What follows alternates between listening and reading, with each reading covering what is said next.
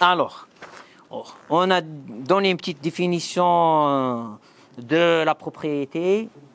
Là, j'aimerais bien attirer votre attention sur certaines, on va dire, catégories, ou comme on a fait pour les biens. Donc, on dit que pour la propriété, il y a aussi deux sortes de propriétés. Les juristes différencient. La première, c'est une propriété pleine, parfaite, complète, accomplie, et une diminuée, une propriété diminuée, naqisa, tamma wa naqisa.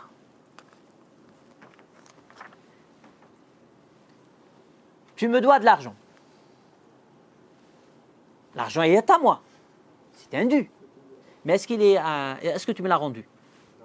Pas encore. Donc c'est une propriété naqisa, diminuée. C'est pour cela que la conséquence, la zakat ne concerne pas, tant que je ne l'ai pas récupéré.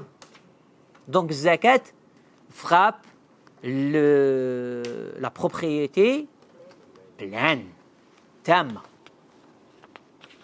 D'accord? Un point incitatif à l'investissement. Ah, bien sûr. Lorsqu'il est question, par exemple, de propriété pleine, le propriétaire a tous les droits d'agissement. Par contre, quand c'est une propriété diminuée, il ne peut pas agir comme il l'entend. Donc aussi, son agissement est réduit. Ses droits sont réduits, bien que la chose lui appartient. Ouais. Il y a un contrat déjà. Contrat de louage qui s'impose. Je pense qu'il fait ce qu'il veut.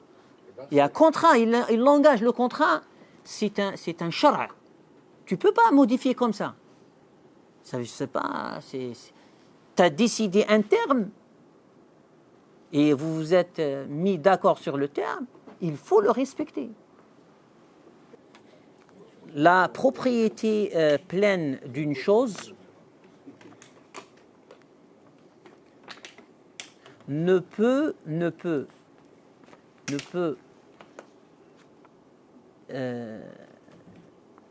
perdre ce statut qu'elle est une propriété. En islam, tout ce qui est bien ayant un propriétaire ne peut cesser de lui appartenir, même si lui, il décide qu'il ne lui appartient pas. Il faut qu'il passe par un mode juste, correct, conforme à l'islam, à un autre propriétaire. On ne peut pas dire « je suis plus propriétaire » comme ça.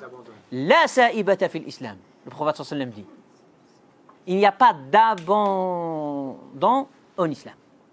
Tu ne peux pas du jour au lendemain t'acquitter de la responsabilité d'être propriétaire de la chose. Si tu veux plus être propriétaire de la chose, il y a des modes d'action pour te dessaisir de cette propriété.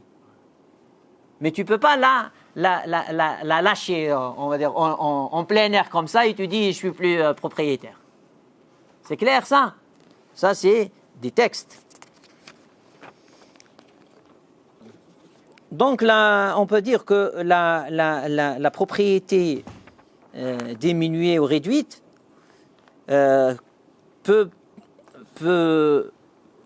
se présenter par une propriété de la chose sans manfa, sans son usufruit. Donc ça c'est naqisa. Deuxième, c'est le contraire. C'est que elle se présente comme la propriété de l'usufruit sans la chose. Et donc là aussi, c'est une propriété diminuée.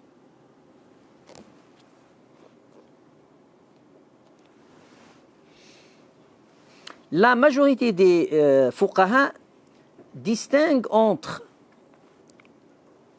avoir l'usufruit, le manfa'a, et le droit d'exploitation, haqq al-intifa'. Donc, il pense possible que la personne ait la manfa'a sans qu'elle ait le droit de l'exploiter. Ça m'appartient, d'accord?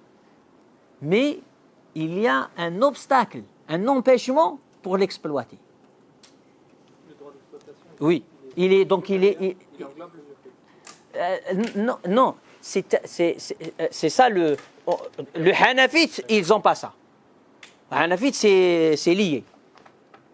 Mais la majorité, ils font cette distinction. Ils disent il est possible, dans la vision là de la propriété réduite, il est possible que la personne possède l'usufruit, mais il n'a pas le droit de l'exploitation de la chose. Là, je vais venir.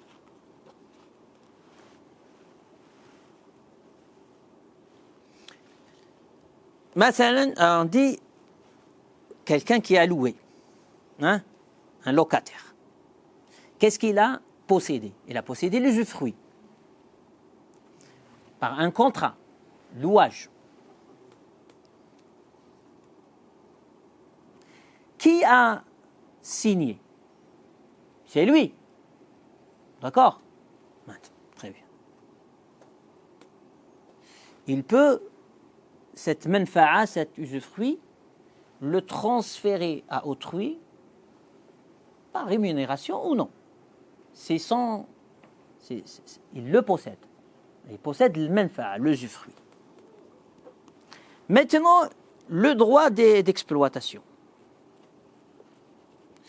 Pour la majorité, c'est un permis, c'est une autorisation d'exploitation.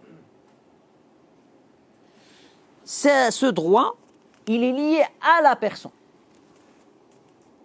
Donc, et c'est là où il y a, par exemple, j'ai contracté le louage. Donc, c'est sûr que je possède l'usufruit. Est-ce que le droit à exploiter cet usufruit est exclusivement lié à ma propre personne, ou bien il n'est pas lié, j'ai l'ai, donc je fais ce que je veux. Donc il n'a pas à venir me dire, tu ne fais pas entrer dans l'appartement tel ou tel. Je te l'ai loué à toi. Moi je pars, je laisse qui je veux chez moi, entre parenthèses, où j'ai loué. C'est ça, cette question va être débattue par rapport à cette distinction. Comprenez? Donc, il y a ceux qui vont dire, mais bon, ça y est, il a acheté, entre parenthèses, l'usufruit. Un mois d'exploitation, d'habiter dans cet appartement. C'est ça le manfa'a. Le manfa'a, c'est habiter. L'usufruit ici, c'est habiter, être hébergé un mois dans cet endroit. Moi, j'ai loué parce que j'étais vu, tu m'as plu, machallah, j'ai vu que tu es sérieux, tu n'as pas là, combien d'enfants, tata, comme ils font, c'est bon. Et après toi, tu sors et tu me ramènes celui que tu veux. Ça passe ou ça passe pas? Ça, c'est un débat qui est lié à ça. Si je ne distingue pas, écoutez bien, le milk al-manfa'a, la propriété de l'usufruit, du droit de l'exploitation, je te dirai, tu ne peux pas ou tu peux. Je vais te dire, tu as acheté, tu fais ce que tu veux de ton bien, l'usufruit, puisqu'il est à toi. Si je distingue, Je te dis non, moi j'étais donné, mais je t'ai pas donné le droit d'exploitation comme tu l'entends. Moi j'étais loué à toi. Là je peux ne pas être d'accord. Et donc les fuqaha, ils vont dire, par exemple, vous allez trouver, celui qui a loué, est-ce qu'il a le droit de louer? Une sous-location. La question de la sous-location va être débattue. Sur quoi elle repose? Elle repose principalement sur cette distinction de la propriété réduite. Naqisa, et cette distinction entre milk al-manfa'a et haqq al-intifa'. Est-ce qu'ils sont une seule chose ou ils peuvent être démembrés? Oui, mais il faut s'inscrire dans une... parce que pour être cohérent, pour qu'il n'y ait pas de contradiction dans le même contrat.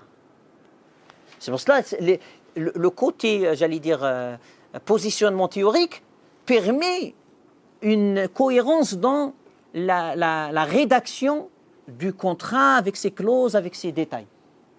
Mais si tu n'as pas un positionnement, dans ce contrat, tu vas dire une chose, tu vas aller dans l'autre, il n'y a pas de cohérence.